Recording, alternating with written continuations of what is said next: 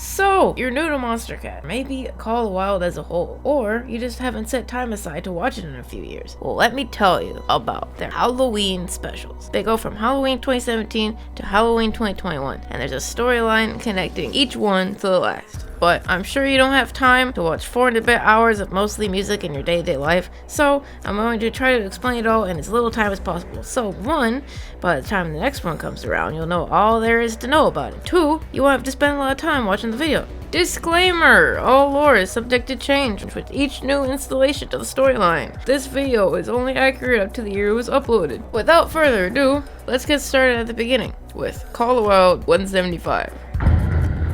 Taking place on October 31st, 2017, the Call of the Wild host at the time, known only as Angela, was hosting a Halloween special for Call of the Wild. Everything was going alright until songs were stopping and rewinding themselves in between transitions. Angela tells the chat that she wasn't doing anything to make this happen and goes to investigate. During her investigations, she hears growling in the office and flees the building. Later from outside, she tells the chat there's something else in the office when there's not supposed to be, and gathers her courage and investigates once more. Once back inside, she hides in the vocal booth. From there, she sees the monster, a creature that roams the office on Halloween, and also will be important later. Angela's connection to Call of the Wild begins to fail, and soon, the monster finds her and she disappears. I mean, we all know what happened, but it's insisted that she disappeared for family-friendly reasons, I guess. Dan, who is important later, he asks around for Angela, saying that she left the mic off, but she's nowhere to be seen. Then, upon hearing the same growling, Dan quickly leaves the room.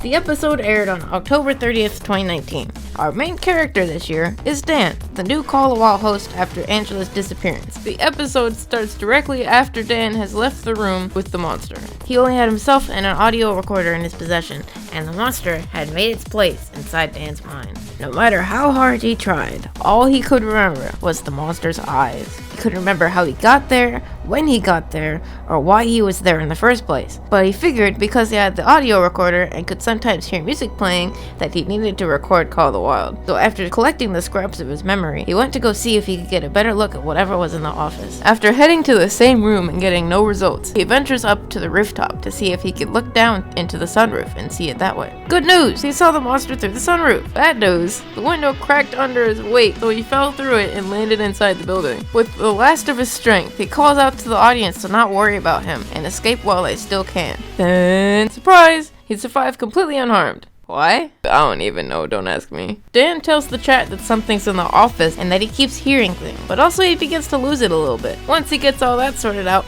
he walks around the office a little bit. And, oh my goodness, is that the monster standing over the decks?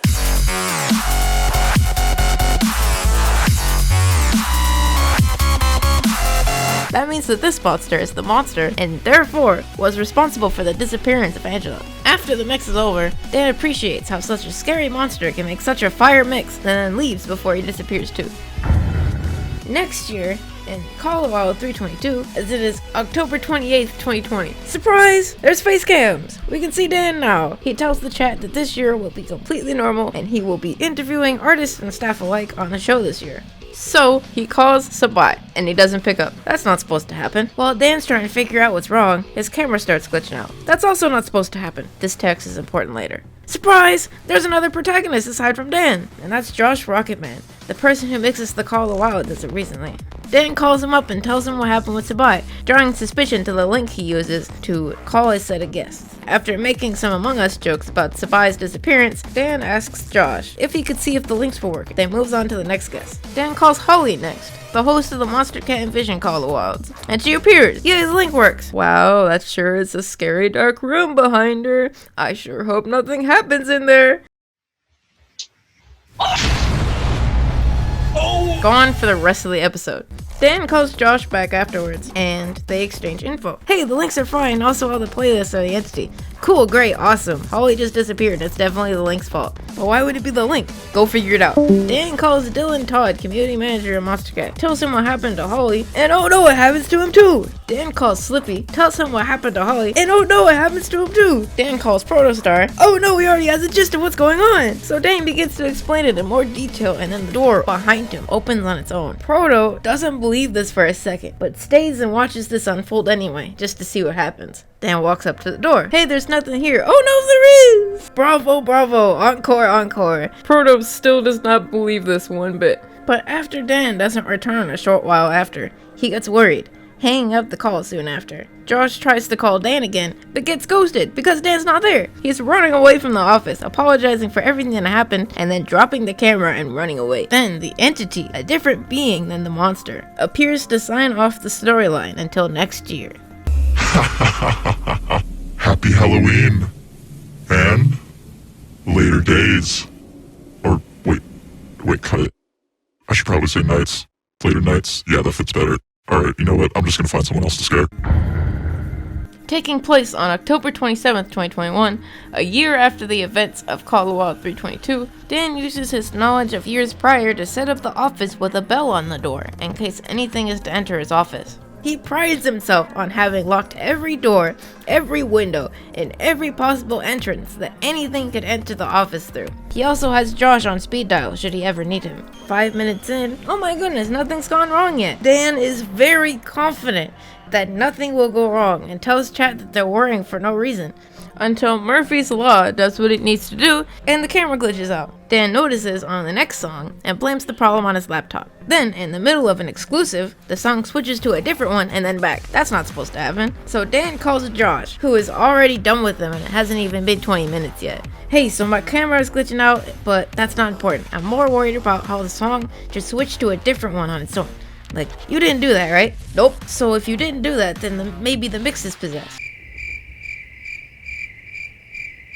That sounds stupid. I know it sounds stupid, but I know we didn't agree on this, so I don't know how else this could have happened. Tell you what, things are being weird here, so I'll look into it and I'll tell you what I find. Okay, hey, we can see Dan again. But wait, he said he turned his camera off. Who has the camera then? Whatever is possessing the mix makes a cool mash, but they forgot to label it on screen. And then Dan calls Josh again, very anxiously waiting for him to pick up. Good news, Dan was right. The mix that is playing is not what they agreed on. Bad news, Josh has no control over it. He can't get into it or fix it whatsoever. Whatever's doing the mix cracked the stem vault in his computer and is taking all the stems and making meshes with them and is playing everything that was supposed to be in the episode all out of order. Oh no, the thing is in the office. It's creeping up on Dan. Oh, let's go get him. And then it leaves and it does a few more mashups. Oh no, the thing is at the window. And this time, Josh is calling Dan and telling him, hey, I can see you on the Twitch stream. That's not supposed to happen. Dan is like, no, dude, I've seen myself on camera on stream, but like no one's here. Everything's locked still. All of this while somehow not seeing the camera directly in front of his desk through the window. And then he hangs up while the connection begins to break up. Meanwhile, in Twitch chat, hey guys, what should I do? Kidnap Dan or leave him alone? Leave him alone! Okay, sorry. Back on the show. Ooh, the camera's hiding behind Dan's plant. He knows it's there. Ooh, he's getting closer. And poof! We teleported to the roof. Also, they played the entity while this happened. So now we know that the camera is the entity.